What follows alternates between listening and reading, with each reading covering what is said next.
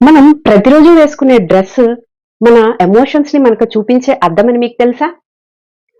మీరు ఈ రోజు వేసుకోవాలనుకునే డ్రెస్ కలర్ ని మీరు సెలెక్ట్ చేసుకున్నారా? లేదా ఆ కలరే మిమ్మల్ని సెలెక్ట్ చేసుకుంటుందా అని ఎప్పుడైనా గమనించారా? మన heart beat, lungs, nervous system ఎలా అయితే మన ప్రమేయం లేకుండా జరుగుతాయో, అలాగే మన ఇన్నర్ ఎమోషన్స్ మనకు తెలియకుండానే మనం ఆ డ్రెస్ కలర్ ని చేసుకునేలాగా చేస్తాయి.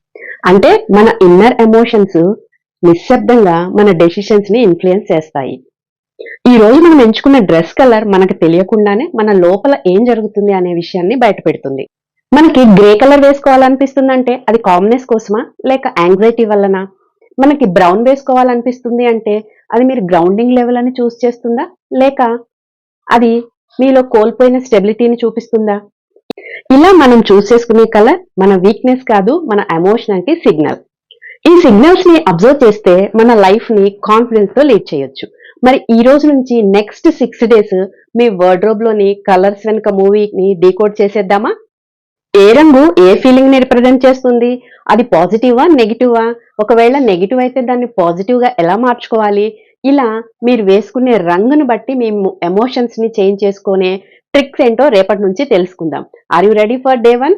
డే 1 రిప్రజెంటేషన్ కలర్ ఏంటో గెస్ చేసి కామెంట్ చేయండి.